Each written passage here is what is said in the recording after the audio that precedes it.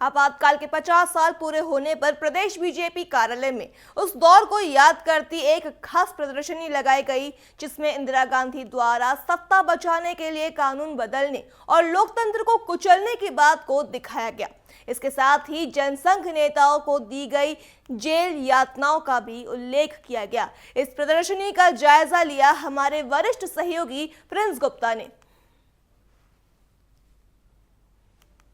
पूरे होने के पश्चात आज बीजेपी प्रदेश कार्यालय में एक बड़ी प्रदर्शनी लगाई गई, जिसमें उस दौर की सच्चाई को बताया गया कि किस तरह से उस दौर में जो आपातकाल की स्थिति थी वो हुई, और खास तौर से जो उस समय के जो नेता थे उन्होंने इस आपातकाल की स्थिति का सामना किया। और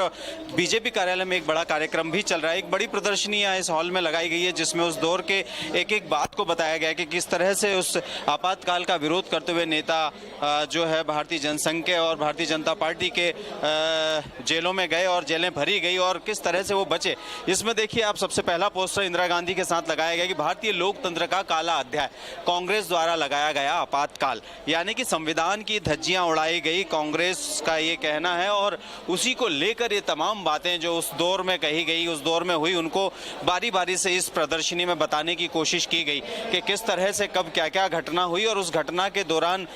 लोकतंत्र की हत्या कैसे की गई, किस तरह से इंदिरा गांधी ने अपना पद बचाने के लिए संविधान को ताक में रखा और किस तरह से एक संविधान में नियम लागू किया गया है, नया कानून लाया गया है और एक दिन में उस कानून को बदल दिया गया है कि आखिर उनकी कुर्सी बची रहे। तो सिलसिलेवार बारी बारी से इस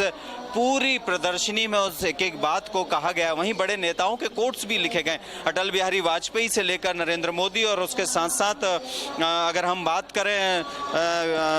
तमाम जो नेता उस वक्त लिखते थे जेलों में बंद होने के दौरान, और उस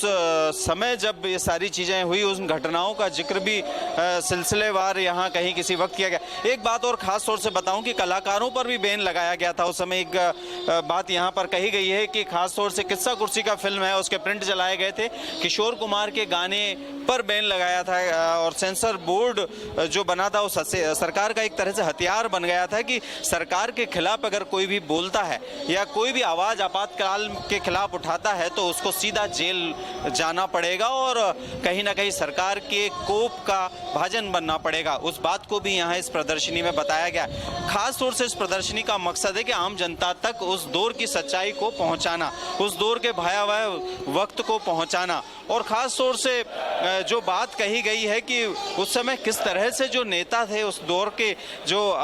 प्रधानमंत्री नरेंद्र मोदी समेत तमाम बड़े नेता हुए हैं, उन्होंने किस तरह से भूमिगत होकर इस युद्ध सच्चाई का सामना किया और एक तरह से एक अघोषित युद्ध का वो हिस्सा भी हुए। यहाँ आप देखेंगे कि अटल बिहारी वाजपेयी का एक पोस्टर लगाया गया है, जिसमें उन्होंने उस बात को लिखा कि जेल के दौरान लिखी उनकी कविताएं हैं कि टूट सकते हैं मगर हम झुक नहीं सकते हैं, और कैदी कबीराए संघर्ष की मिसाल बनी। 19 महीने जेल में रहने के बाद उन्होंने काफ़ी कुछ बातें लिखी। और उसके बाद आगे अगर हम बात करें तो लाल कृष्ण आडवाणी ने ये पेंशनर्स स्क्रैप बुक, आपातकाल का जीवंत दस्तावेज है, उनकी किताब 19 महीने जेल के उसमें बिताए, उन्होंने उसके संस्मरणों को उसमें डाला है। और वहीं भेस बदलकर जॉर्ज फर्नांडिस की बात करें, बड़े नेता हैं भारत के, और भूमिगत नेटवर्क को उन्होंने एक तरह से संचालित किया उस दौर में, हथकड़ियों से मैं जेल में रहते हुए भी उस दौर को याद किया और उस चीज़ को दिखाने की पूरी कोशिश की गई है। और पूरे देश में एक तरह का जो माहौल आपातकाल को लेकर बना, वो उसके पीछे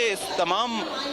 जनसंघ और उससे जुड़ी तमाम पार्टियों के नेताओं, विपक्ष के नेताओं का बड़ा योगदान था। और उसी योगदान को बताते ये तमाम पोस्टर्स और प्रदर्शनी यहाँ लगाए गए और ख़ास तौर से इस प्रदर्शनी के जरिए उस 50 साल बाद उस सच्चाई को आम जनता तक लाना, उन युवाओं, नई पीढ़ी तक लाना जो कहीं ना कहीं सच्चाई से अनभिज्ञ है। और ख़ास तौर से इस प्रदर्शनी का एक खास मकसद ये भी है कि जो चीज़ें अनकही थी, अनसुलझी थी, उनको भी ढूंढ ढूंढ कर यहाँ पर पोस्टर पर उकेरा गया है और इस पूरी प्रदर्शनी को यहाँ लगाया गया। और यहाँ पर आकर देखने वाले जो भी लोग होंगे उस प्रदर्शनी के बारे में, उस दौर के बारे में जान पाएंगे और उस आपातकाल के बारे में जान पाएंगे। नरेंद्र मोदी के यहाँ होर्डिंग्स आप देख पा रहे होंगे, आपातकाल के दौरान उन्होंने किस तरह से रूप बदला और किस तरह से एक किताब भी उन्होंने लिखी थी। उसमें